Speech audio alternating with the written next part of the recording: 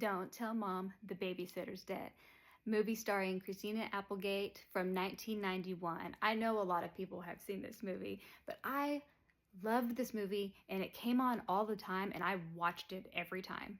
Um, but yeah, it like starts out with like there's a mother with 5 kids and she's 37 by the way, so crazy. She is planning a trip to Australia. So the beginning of this movie starts with her just trying to like navigate through like each sibling, like she's going out of town. There's Swell, played by Christina Applegate. Kenny is the second. Zach, Melissa, and Walter. So right before she leaves, someone is knocking on the door. It's Mrs. Sturak, who is the babysitter. Surprise! Christina Applegate is not happy about this because she thought she could spend her summer like just doing whatever she wants because all her friends are going to Europe. And so she's like really upset about this. She's like, why couldn't we just be by ourselves? And the mom's just like, yeah, well, you know, like I don't trust y'all by yourselves, whatever. So she gives Mrs. Strack an envelope just full of money for groceries and spending money and all that stuff. So she tells her, oh, have a nice time. You know, I'm a sweet old lady, blah, blah, blah. She drives off. And Kenny drives off too. He goes off with his bum friend somewhere, you know. Soon as mother leaves, whistle blows. All right, you little maggots, line up and go over the rolls, you know. And so Christina Applegate is like, I don't know who you think you are, but you're not here to boss us around. And she like rips the cigarette out of Swell's mouth. She like stomps on it with her cane, you know. She's like, I'll make your life a living hell. First person she goes to is Walter inside. He's watching TV because he's always watching TV, you know. She turns it off and he's like, hey, and she's like, TV rot your brains. And so she wants him to do some kind of book report. Then, I guess it's already nighttime too. She goes over to Zach, who's on a date with like some little girl, you know, in the back of the car. And she's like knocking on the window with the cane, tells this little girl to go home. And next there's Melissa. She's telling her to like, you know, dress more like a little girl because she's like such a tomboy, you know. Then Melissa flips her off, you know. Then Kenny's not there, but she goes into his room and she just cannot believe like what's on his walls, like, you know, posters of devils and all kinds of other stuff, like just met a pigsty, you know. Not surprising for a teenager, but I mean, she's just so overwhelmed with what she saw. She's like, oh, you know. And then later on in the evening, they go to Swell's room, Zach, Walter, and Melissa. And they're like, hey, you know, we need to do something about this babysitter. She's making us wear name tags, like nothing's fair, this and that. So Swell's like, all right, well, I'm going to straighten her out because she's not going to tell us what to do. She goes in there to tell Mrs. Sturak, like, hey, you're not going to boss us around, blah, blah, blah. Well, she's not answering. So it turns out she passed away. So this is about the same time Kenny's coming. And she tells Kenny what happened. And he's just like, oh no. So like they put her in a trunk and drop her off at the mortuary along with the money. But they don't know that yet. So the next day they're going to the grocery store. They find out that they don't have any money. And so they're flipping the house around finding it. And they never found it. So it turns out Swell gets a job. So the first job she gets is like this greasy fast food place, this clown burger place. And so that's where she meets Brian. And then like her overly enthusiastic boss is just like, put on a happy face. And of course she eventually just can't stand it. So she ends up quitting. So she's trying to get serious with getting like a real job. So she ends up getting one, or she applies for a receptionist job. So she raids her mom's closet, puts on a nice outfit. So she goes there. And there she sees Caroline, the receptionist. And so she tells her like, hey, I applied for the receptionist job. And then she's just like, you are supposed to go down to personnel. That is on the first floor. There's a great big sign that says personnel. Do you understand? Like so condescending and such a bitch, you know? And so she's like, yeah. And so she's walking off. In comes Rose, the boss, looking for Caroline. And of course, Swell just says some like snide comment, you know? And she tells her that she's there for the receptionist job. And so Rose looks at her resume, which was doctored up, by the way, from some book, you know? And she's like, oh my God, this is fabulous. You're a Vassar girl. And, she hires her on the spot. And so after she tells her about the job, she's just like, okay, well, you're going to start Monday. And so later on, they're celebrating at a pizza place. And so they find out, or like after they leave the pizza place, Mrs. Sturak's car gets stolen. And so they don't have a ride home. So she ends up calling Brian. And so like that night, he ends up asking her out on a date. They go out on a cute date. And she really likes that. So like she starts her new job. And so Caroline sees her and she's just like, like, where do you think you're going? And so she's just like, oh, I work for Rose now. And she's like, ah, you? And so the rest of the movie is Caroline being so beyond jealous of Swell and trying to take her down. And so Rose, she like tells her about like her job duties and stuff, including the QED report, which is like super important. And she has like a really hard time with it too. She finds out that they make uniforms, like school uniforms, instead of like really cool stuff. And so she's just like, no, Suellen, we're at the bottom of the fashion industry. And so, she just like, oh, well, that's kind of a bummer. And like, there's a scene where she calls Kenny. And so she's on the phone with Kenny, just trying to like tell him like, like, hey, what's up or whatever. Well, David Duchovny goes in there and tries to like, mouth off to her. And she's like, what is your name and what do you do here? And so he tells her. And she's like, well, I'm the executive assistant, to Rose. And, when I have that reporter, you could run up on him, fetch him, He's like, oh. So he's actually dating Caroline. And so, like, they're both just like, oh, who does she think she is?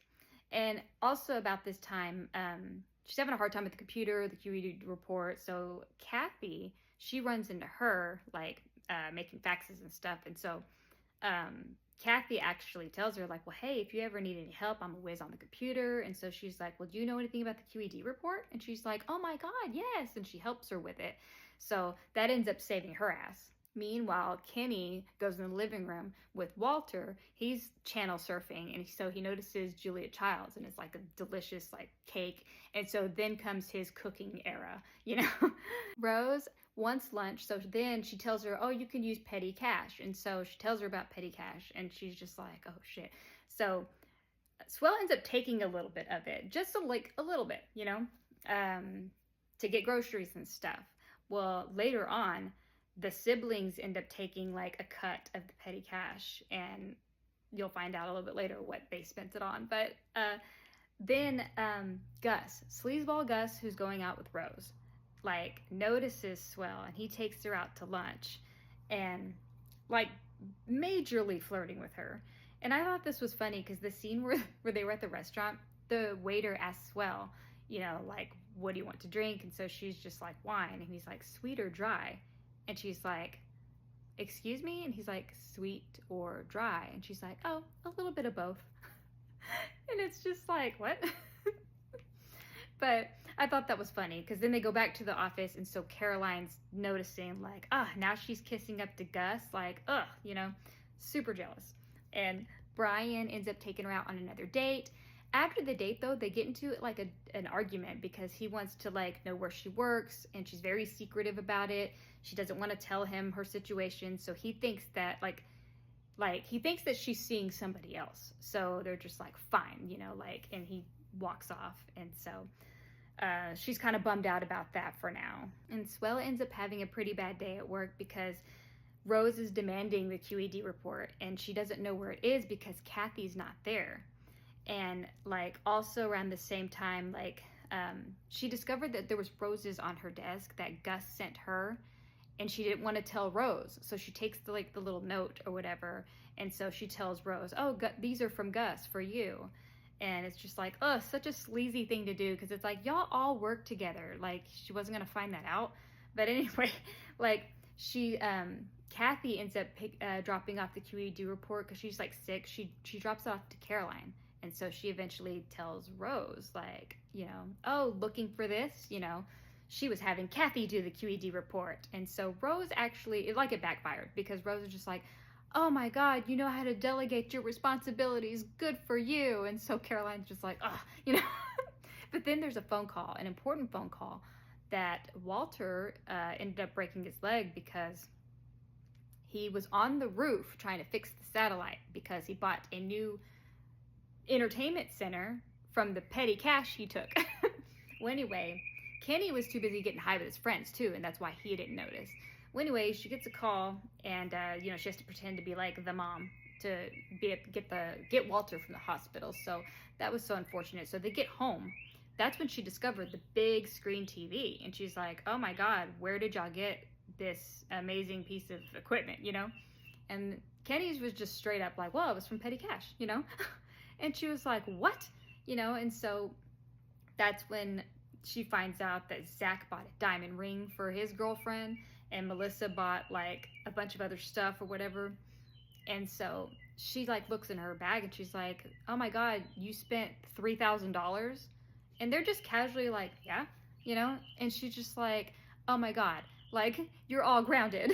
But then she was just like, "Well, I'll just quietly start putting it back. They won't even notice." Well, anyway, cuts to Rose coming in saying, "We're all going to be out of our jobs because the school board rejected the uniform designs." And so they're all really afraid of like losing their jobs. And so Swell's like, "Oh my God, I need my job."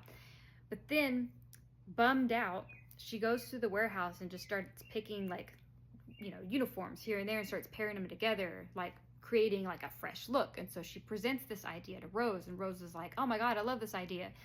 Well, anyway, she starts to mention like a venue, and she's like, "Hey, you have enough petty cash, right?" And so she's like, "Ooh," and she's like, "Why don't we have the presentation at my house?" So she tells all the kids, "Hey, you better get this house in order or I'm turning all of us all in," so they get to work. There's a montage of them cleaning the house. There's Kenny getting groceries and being responsible and all this stuff. And then afterwards, she gets home one late night from work, and her and Kenny start bickering like a married couple. And it's kind of funny because he's just like, "If I would have known you were going to be home late, I would have planned my dinner better. Like, I worked all day on that casserole." And he's like, "I went ahead and I fed the kids," and just naming off all the stuff that he's doing for her. And so she's kind of fires back like, "I have to go to work every day and slave and this and that." And it's just a funny moment where it's just like, these are their brother and sister. They shouldn't have these responsibilities, But then it just goes to show you how crazy the real world actually is. Anyway, later on, Caroline, like somehow they both, they were at like the office pretty late. They end up finding Swell's like ID, and it shows her true age, which she's 17.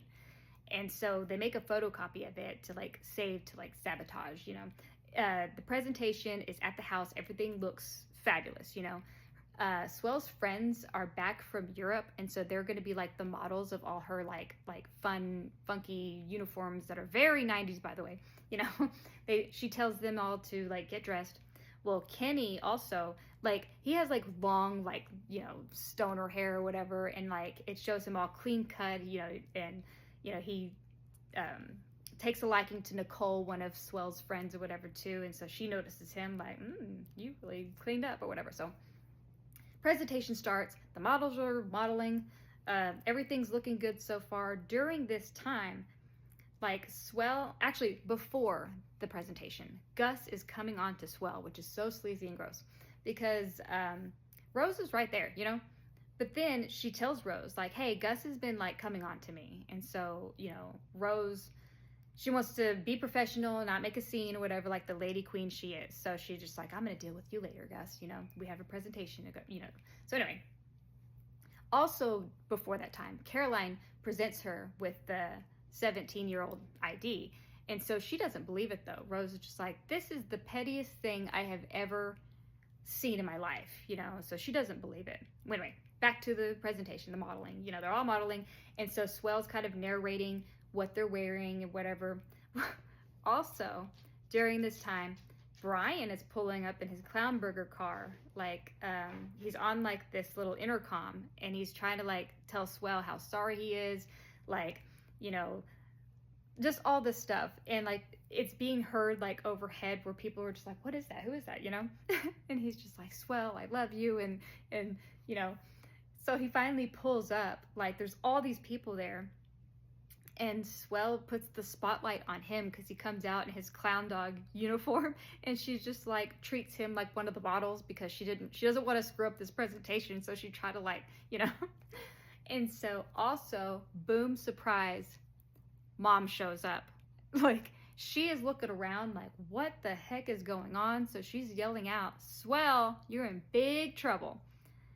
And so, like, Swell is just so overwhelmed at this point because she wanted everything to be perfect. But then she's like, screw this.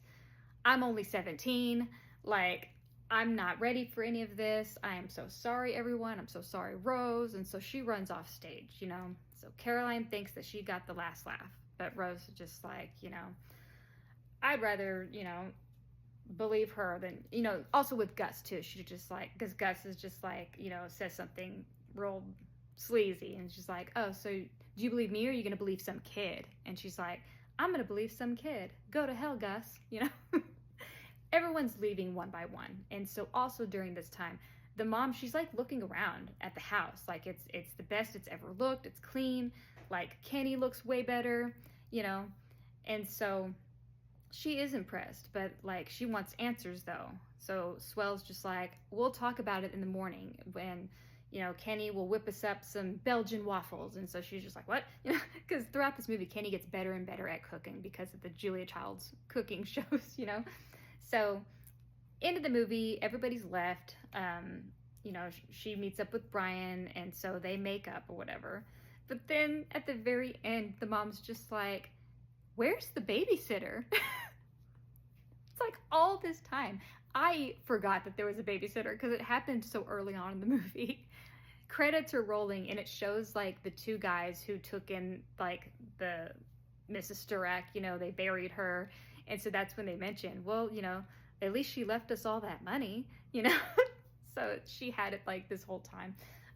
This movie was so awesome, and every time it comes on, I can't wait to watch it. I love this movie so much. And so if anyone else has seen it, if I forgot something, let me know.